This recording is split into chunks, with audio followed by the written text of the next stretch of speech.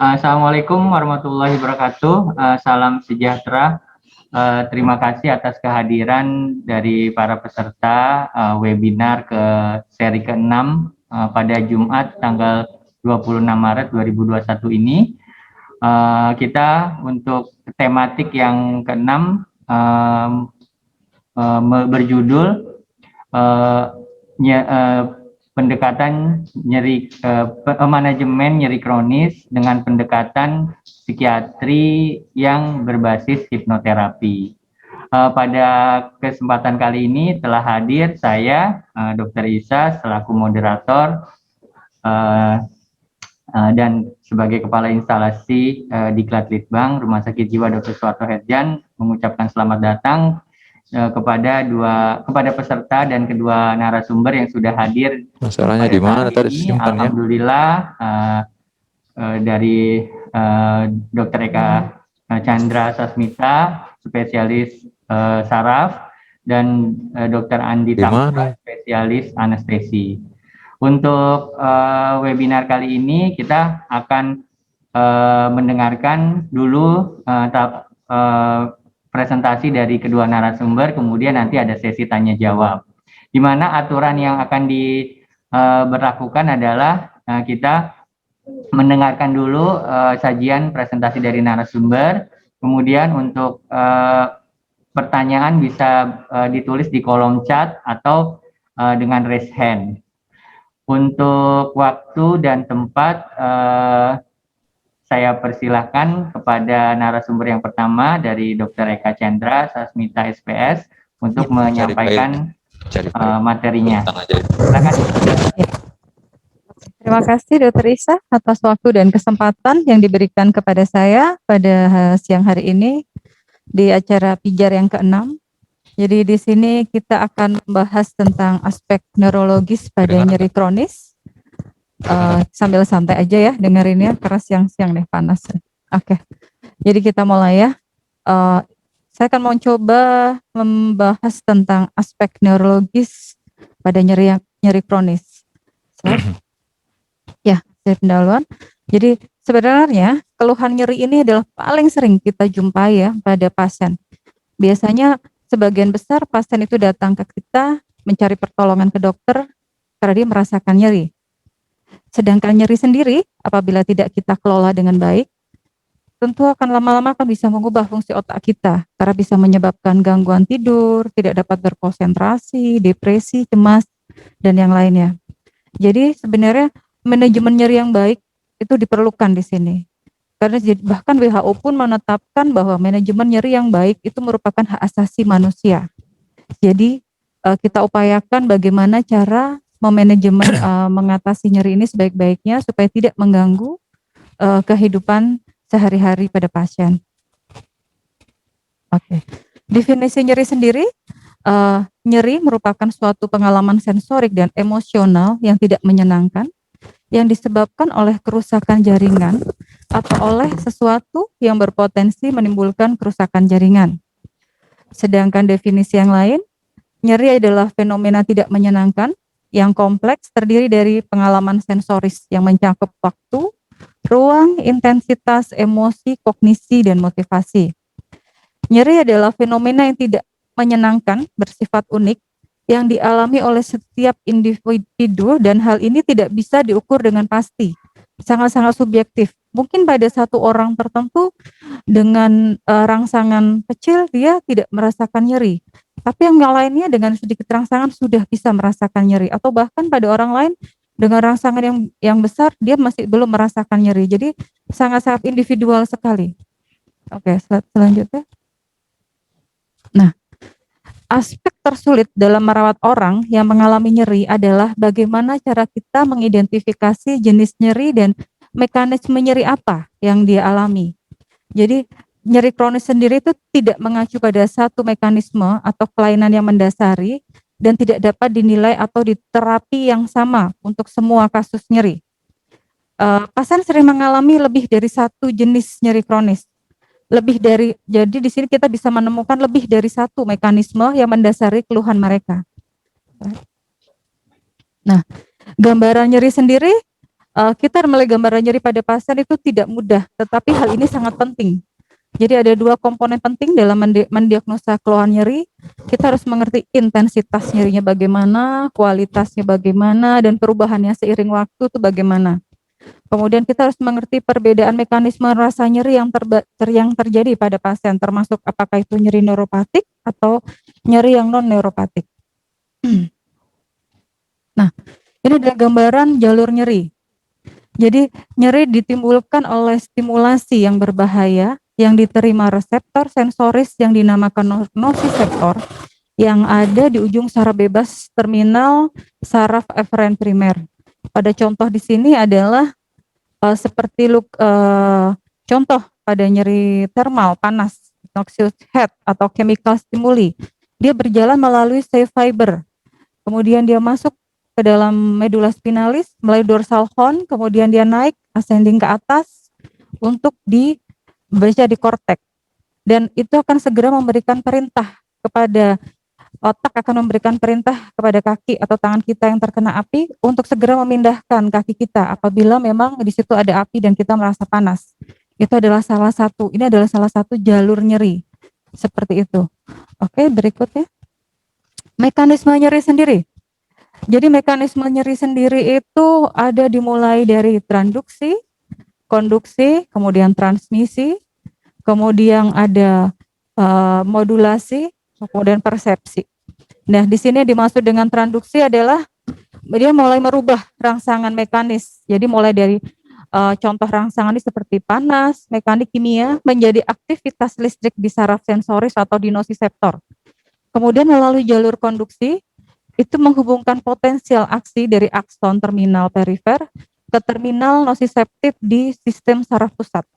Kemudian dia akan berjalan, ditransmisikan, ditransfer antar sinap dan memodulasi input antar neuron, diantarkan antar neuron ya. Kemudian untuk akan mengalami modulasi. Mengalami modulasi.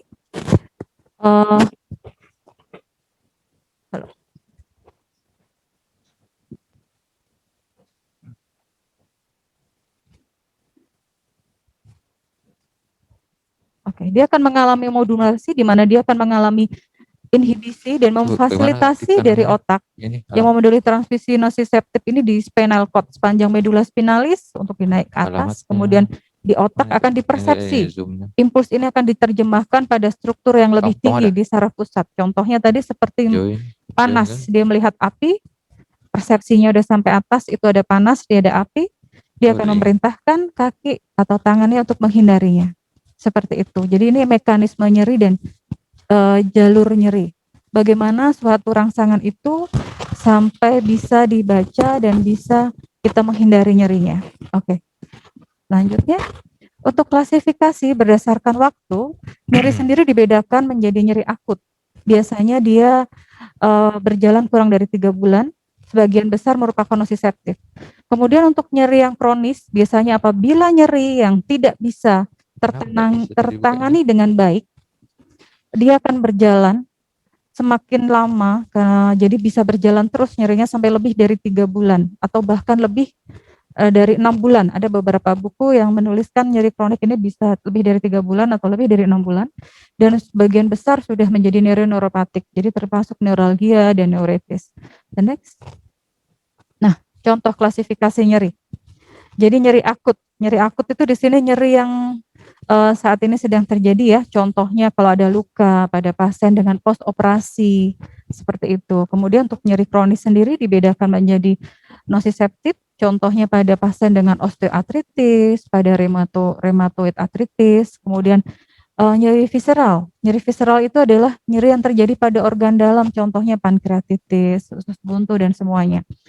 Kemudian yang paling banyak kita jumpai adalah neuropatik. Ya, neuropatik ini ada yang bersifat sentral, ada yang bersifat perifer.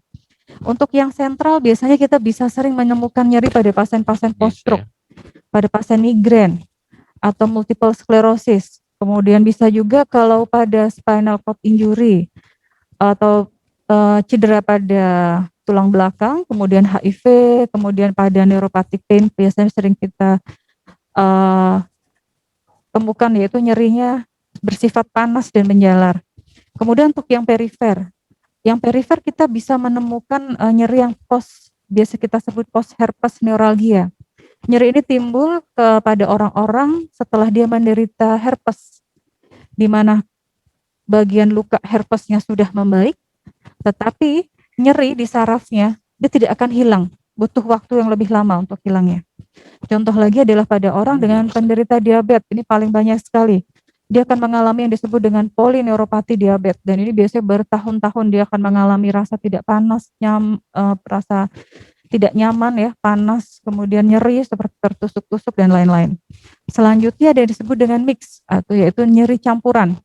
Biasanya kita jumpai pada pasien dengan lower back pain, pada pasien-pasien kanker dan fibromialgia. The next. Ya, di sini kita bisa membedakan antara nyeri akut dan nyeri kronik. Kalau nyeri akut biasanya kita menyebut sebagai nyeri fisiologis atau kita sebut sebagai good pain. Berarti ini adalah proses adaptasi. Artinya apa? Ada proteksi atau merupakan gejala dari penyakit. Seperti yang saya contohkan tadi, ketika kita terluka saat itu dan kita merasakan nyeri, jadi sifatnya akut, artinya kita bisa beradaptasi dan kita bisa segera menyelamatkan diri kita. Tapi berbeda dengan nyeri kronis. Biasanya kita sebut sebagai nyeri patologis, dia disebut dengan bad pain. Ini ada suatu mekanisme di mana kita gagal beradaptasi dan biasanya dia akan semakin memberat dan semakin akan terjadi gangguan mood dan semuanya. Biasanya seperti itu. The next. Oke. Kita akan berbicara tentang nyeri kronis ya. Jadi nyeri kronis sendiri itu ada yang disertai dengan kerusakan jaringan, terus kemudian ada juga yang tanpa kerusakan jaringan. Jadi terjadi sentral sensitasi yang terjadi terus-menerus. Ya, berikutnya. Sensitasi sendiri adalah merupakan fenomena yang tidak tepat dan tidak proporsional terhadap stimulus yang normal. Dibedakan menjadi dua, sensitasi perifer, kemudian sensitasi di sentral. Untuk sensitasi perifer ada sensitasi yang terjadi di saraf perifer. Di sini terjadi peningkatan nociceptif aktif, terjadi akson yang rusak, dia akan tumbuh membentuk kolateral atau cabang. Kemudian terjadi cetusan ektopik di sepanjang akson saraf terminal dan dorsal root ganglion.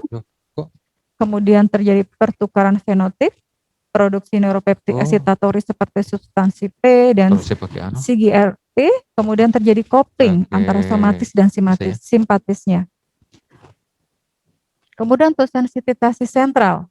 Ini sensititasnya disebabkan perubahan di sistem saraf pusat. Terjadi reorganisasi sentral, disinhibisi, penurunan reseptor neurotransmitter inhibitori GABA, glisin, dan opioid di cornopostural medulla spinalis.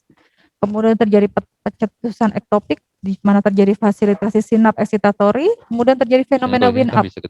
Di sini karena terjadi stimulasi yang berulang dari serabut C, sehingga terjadi peningkatan stimulus excitatory terus-menerus. Kemudian terjadi aktivasi neuron VDR atau cell wide dynamic ring yang semakin banyak di jalur nyerinya. Oke, ini adalah gambarannya, di mana dia akan berjalan mulai dari nociceptor ke dorsal root ganglion, terus kemudian dia akan melalui jalur descending inhibitory path, kemudian masuk ke midbrain, kemudian masuk dalam talamus sama, kemudian kita persepsikan di korteks, dia akan turun kembali melalui jalur spinothalamikus. Ya. Hasil sensitasi sendiri, pasien akan mengalami peningkatan intensitas nyeri, area dan durasi nyerinya. Kemudian penurunan kemampuan toleransi terhadap nyeri, kemudian akan timbul masalah psikologis, kemudian nyeri menjadi tidak respon terhadap analgesik yang konvensional. Ciri-ciri neuropatik sendiri yang harus diketahui adalah biasanya dia nyeri di area mengalami neurodefisit atau mati rasa. Bisa terjadi allodynia. Allodynia itu adalah rangsangan yang seharusnya pada orang normal dia tidak menimbulkan nyeri, tetapi pada pasien ini dia bisa menimbulkan nyeri. Bahkan hanya seperti hembusan angin saja dia sudah merasakan nyeri sekali. Untuk hiperalgesia sendiri, jadi pada orang normal biasanya dia tidak menimbulkan nyeri yang hebat, pada pasien ini dia nyeri sedikit saja dia sudah sangat kesakitan. Kemudian karakter nyerinya sendiri ada rasa terbakar, seperti tertembak seperti tersengat listrik ataupun tertusuk. Gejala penyertanya bisa mati rasa, kesemutan, bisa pruritus atau rasa seperti tertusuk jarum. Untuk mengevaluasi klinis nyeri sendiri, kita harus bisa menentukan bagaimana intensitas nyeri itu dan menentukan tipe nyerinya. Jadi di sini kita bisa nanti menentukan jenis pengobatan yang sesuai. Oke. Jadi anamnesa adalah merupakan clue untuk mendiagnosis nyeri. Kita harus menggali riwayat secara teliti. Area mana yang nyeri, onset atau mulainya sejak kapan, durasi berlangsungnya itu mulai kapan, terlokalisasi maksudnya di satu tempat atau dia menyebar nyetrum sampai ke area kaki. Apalagi apakah nyerinya muncul di malam hari. Kita harus menanyakan faktor apa yang biasanya mau semakin memperberat nyeri atau yang memperingan. Contoh pada pasien dengan nyeri pinggang, kalau dia berjalan lama, tiba-tiba dia nyeri, tapi semakin memberat. Tetapi ketika dia pakai duduk, oke, nyerinya akan hilang, terutama pada kasus-kasus dengan kanal stenosis. Kemudian bagaimana radiasi? Radiasinya ini maksudnya penyebarannya juga, terus karena periodisitasnya, maksudnya seperti apakah dia muncul pada saat periode atau terangsang tertentu. Saya jangan lupa lagi untuk menyingkirkan red flag, yaitu red flag ini di sini adalah seperti nyeri pada tumor, kemudian pada trauma. Jangan lupa juga untuk memeriksa defisit neurologis. Jadi biasanya pada nyeri dengan tumor intrapedularis, biasanya memang kita akan menemukan refleks pemeriksaan neurologis yang positif. Jadi tidak hanya nyeri saja, tidak hanya gangguan sensitasi saja, biasanya pasien juga mengalami kelumpuhan dan semuanya, mengalami gangguan kencing, gangguan buang air besar dan semuanya. Berarti kita harus berpikir bahwa itu bukan nyeri yang biasa. Kita harus mencari penyebabnya. Apakah ada tumor, ataukah ada infeksi, ataukah memang ada perdarahan, stroke juga bisa terjadi pada sumsum tulang belakang. Jadi kita harus benar-benar menyingkirkan semua itu. The next. Ya, untuk pengukuran nyeri kualitatif sendiri yang paling kita sering pakai adalah Universal Pain Assessment Tool. Ini bahkan sudah ada ya di rekam medis kita. Biasanya ini sudah dicantumkan. Jadi biasanya memang kalau dari angka sini kita bisa melihat kalau 0 itu tidak ada pain. Kalau moderat ya antara 4 sampai 7, kemudian semakin berat itu 7 sampai 10 seperti itu. Ada yang disebut dengan Wong-Baker Facial Grimace Scale. Ini ada yang mild 1 sampai 2, moderate atau severe, ini bisa dipakai pada anak-anak. Selanjutnya. Nah, ini adalah bisa kita isi. Face bagaimana? Kita harus membuat harian memang sebenarnya. Baik tanggal, waktunya. Jadi kita harus tetap mengikuti. Jadi seperti buku harian ya sebenarnya. Kemudian selanjutnya. Kemudian untuk pengukuran nyeri secara kualitatif. Banyak sekali ya. Pain detect seperti ID pain score berupa laporan pribadi yang terdiri dari 7 deskripsi seperti sensasi terbakar, kesemutan, tertusuk, nyeri sentuh, tersengat listrik, itu harus kita catat setiap hari. Kemudian lens, itu terutama dipakai untuk uji screening neuropatik.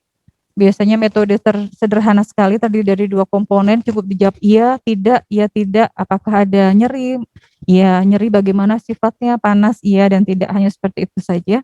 Contohnya berikutnya, ya, ini adalah Megin Pain Questionnaire, jadi di sini benar-benar kita menilai jenis nyerinya, biar kita bisa benar-benar mengetahui mekanisme nyerinya itu seperti apa. Ya. Oke, ini juga sama. Apakah Anda merasakan tebal atau ada sensasi seperti ditusuk-tusuk di area mana, kemudian seperti tersentuh nyeri, bahkan tersentuh baju sudah nyeri sekali, apakah ada? Jadi di sini kita bisa menilai satu persatu semuanya. Lagi, sedangkan untuk tata laksana nyeri sendiri, kita memang memerlukan pendekatan multimodal ya di sini, karena memang nyeri itu sifatnya macam-macam, kemudian kita harus memakai terapi, istilahnya terapi itu harus yang benar-benar sesuai. Jadi kita harus bisa menentukan itu jenis nyerinya apa, kemudian pilihan obat yang tepat itu apa, terutama untuk nyeri kronis. Karena biasanya pasien-pasien minum obat nyeri itu untuk yang nyeri kronis itu dalam jangka yang lama. Jadi harus dipertimbangkan obat apa yang aman, kemudian dosisnya bagaimana, karena dia akan terus mengalami nyeri. Kapan kita menggunakan kombinasi analgesik, terus kemudian kapan kita mulai memberikan terapi adjuvan, jadi seperti kapan kita mulai memberikan antikonvulsan itu di sini dipakai sebenarnya anti kejang, kemudian kapan kita memakai antidepresan, karena hampir semua pasien nyeri 8-85% dia akan mengalami depresi. Kapan kita memakai muscle relaksan, kemudian kapan kita mulai memakai botok, injeksi, dan semuanya. Kemudian ada physical medicine. Di sini pasien diminta untuk latihan fisik seperti yoga dan lain-lain. Untuk psychological intervention, jadi bisa dilakukan konseling dengan psikiater, terutama untuk kasus depresi dan kecemasannya ya. Kemudian yang terakhir yang paling sering kita pakai sekarang adalah dengan intervention pain management. Di sini memang kita menghindari pemakaian obat yang terus-terusan dalam jangka lama. Jadi kita bisa melakukan blok diagnostik pada sarafnya, kemudian kita bisa melakukan ablasi radiofrekuensi, terutama pada pasien-pasien yang memang pertimbangannya sudah memakai obat ini udah terlalu lama banget ya. Apalagi dengan pasien low back pain, dengan HNP, mungkin dia memang masih merasa belum nyaman untuk dioperasi dan semuanya, kita bisa melakukan intervensi pain management ini. Bisa melakukan ablasi radiofrekuensi, kemudian bisa melakukan PRP, fluoroterapi, sebenarnya banyak sekali. Tapi ini memang tujuannya adalah untuk mengurangi pemakaian obat-obatan oral yang terlalu berlebihan dan jangka waktu yang panjang. Karena memang biasanya nyeri kronis itu dia udah berlangsung lama sekali. Demikian presentasi dari saya. Silahkan kalau ada pertanyaan. Ya, terima kasih Dr. Eka Chandra Sasmita, SPS. Tadi saya mohon maaf dok, lupa memperkenalkan Dr. Eka Chandra Sasmita ini adalah neurolog atau dokter saraf di Rumah Sakit Jiwa Dr. Suharto Herjan. Beliau menamatkan pendidikan spesialis sarafnya di Departemen Saraf Universitas Airlangga Surabaya.